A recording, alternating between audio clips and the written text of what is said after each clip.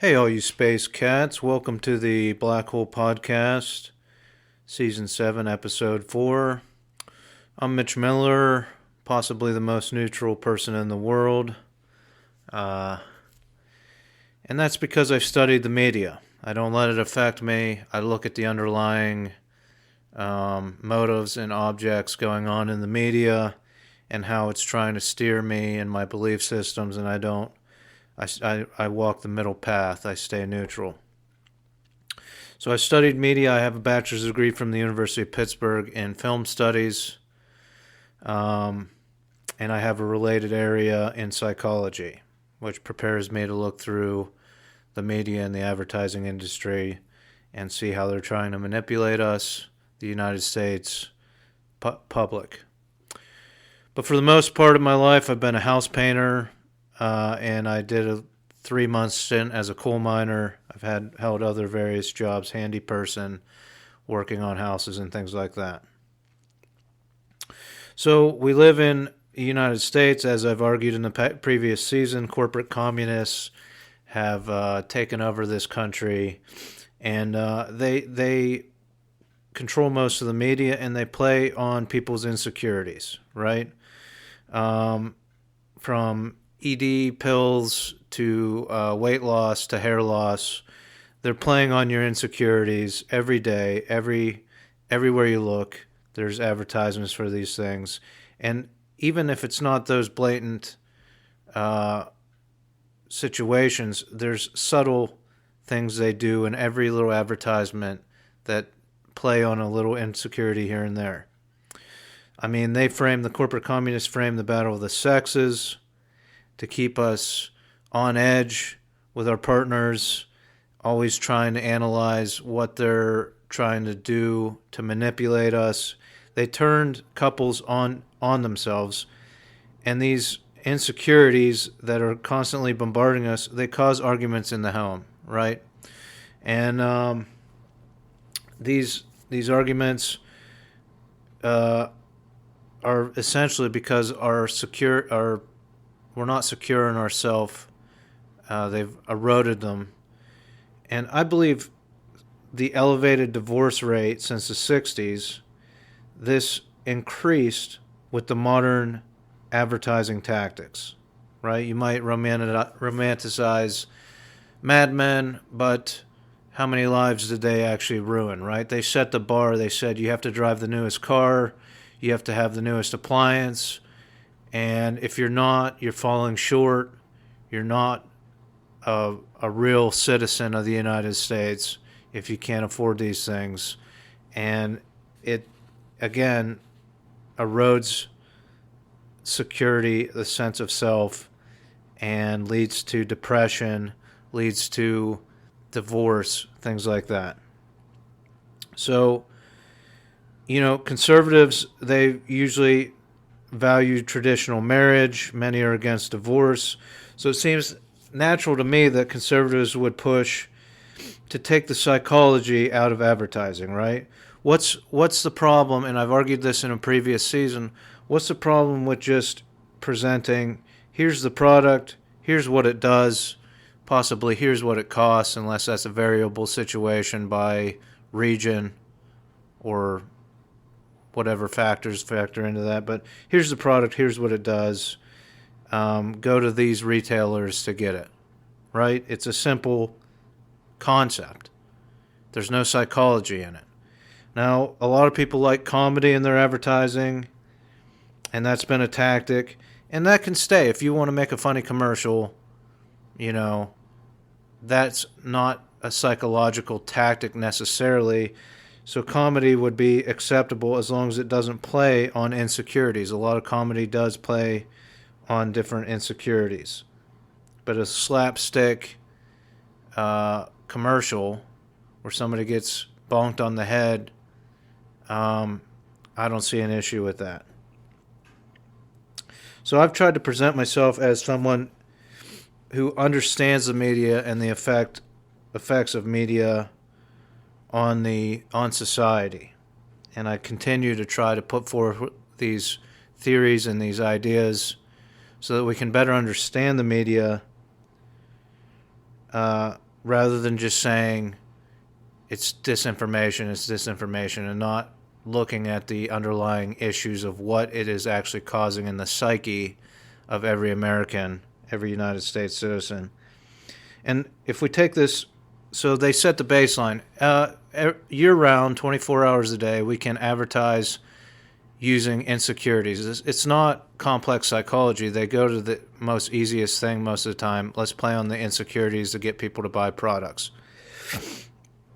So this year-round bombardment allows the political parties to use the same tactics, right? They play on insecurities. They have these hot-button issues, and they drive them, they hit you over the head with them a million times so that you draw a line in the sand and you argue with your family. And it's really these hot-button issues that they developed in some marketing think tank to evoke emotion out of people. And look, I'm going to say this.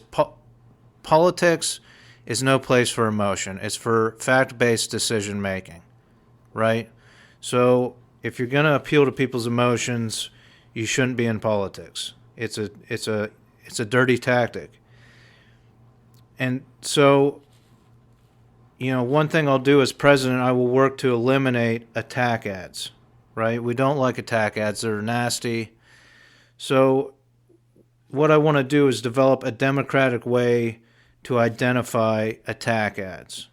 So basically it will be like a platform that we'll build out where people around election season every year, people can upload a video that they captured on their phone from their TV of an ad.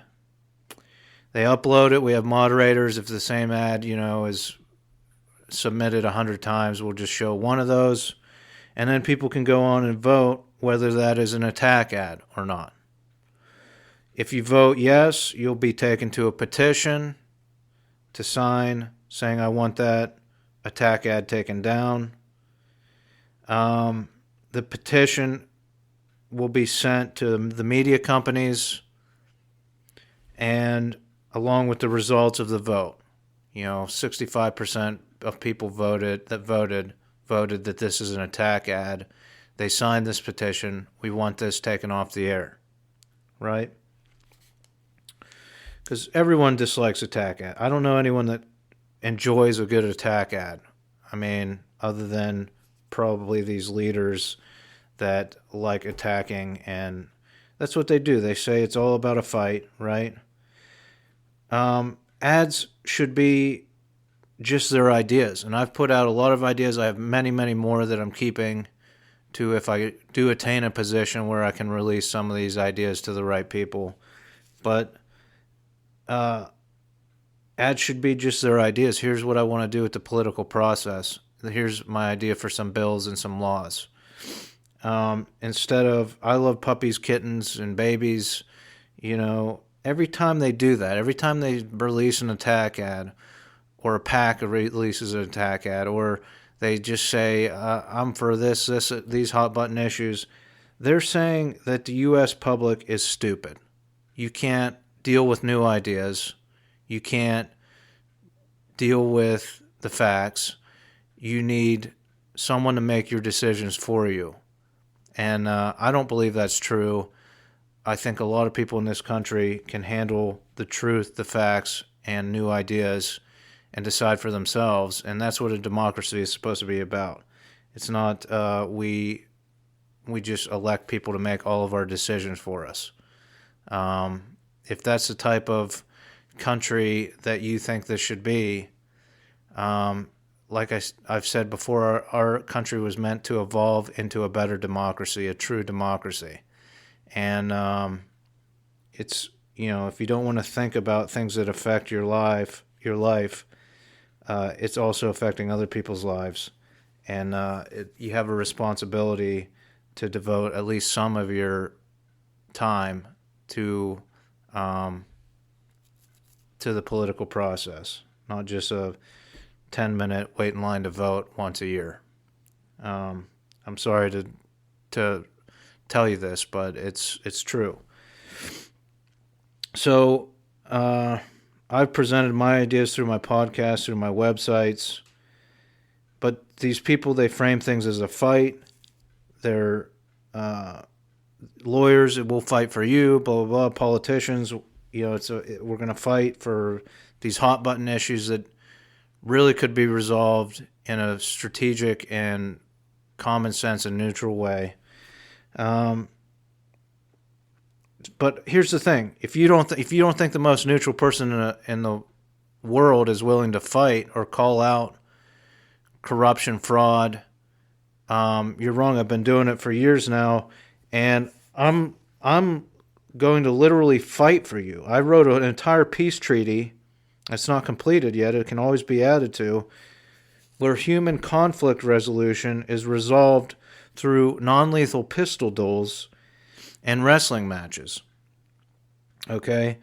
So that's literally a form of hand-to-hand combat where you score points, or wrestling, a scholastic rules wrestling match. All right? That's a form of American wrestling, scholastic rules, where you gain points for certain scenarios in a wrestling match. But look, it's easy to hear this. A lot of people say this. There's mismanagement in the government. The government's mismanaged. That's one hot button that they throw up to appeal to you. But there's mismanagement in the corporations as well, right? And this is where your money is. This is where your 401k, your retirement is in these corporations. There's mismanagement in these corporations. They get bailouts because they're too big to fail, or whatever reason. They have backroom deals and bailouts. Many companies are on corporate welfare. They take taxpayer handouts for operation costs. These are not viable businesses, right? These businesses, by all means, should fail if they're taking taxpayer money. And new people should be brought to the forefront to lead new companies and build new companies. That's the way a free market works. Instead, these people are pumping gas and waiting tables because a bunch of executives were handed jobs and are mismanaging these corporations. So I'm going to equally challenge the politicians and the executives. That's what you get with a neutral party here. I'm not just going to drain the swamp or whatever, but I'm going to make sure your retirement, your companies aren't mismanaged.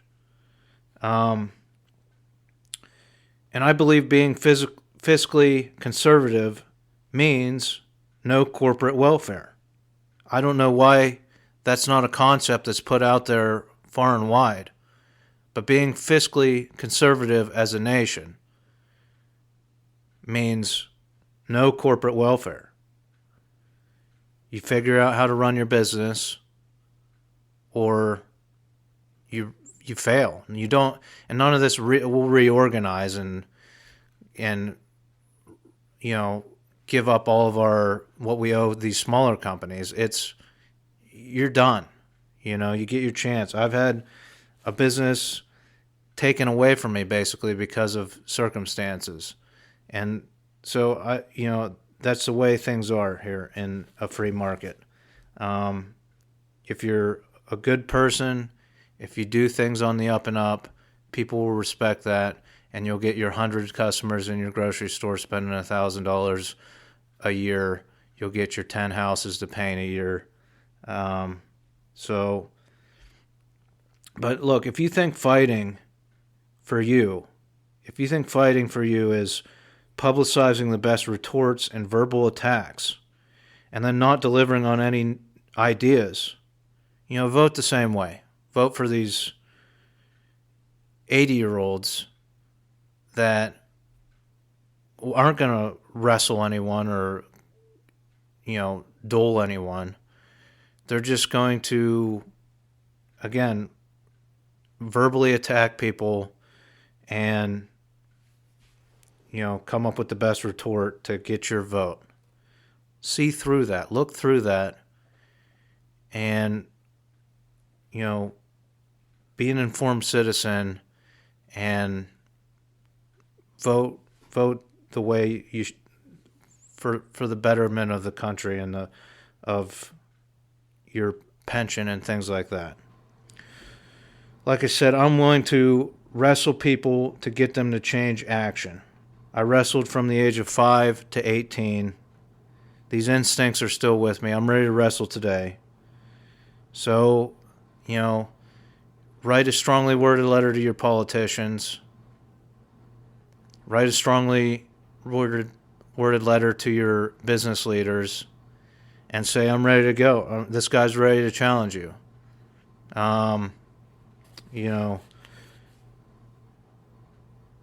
Here's my whole thing, right? I'm going to be transparent in as many ways as possible, unless it's national security issues.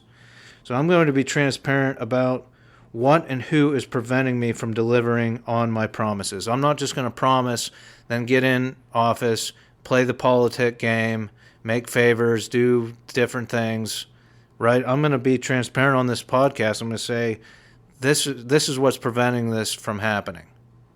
This, and this, and these people are preventing it.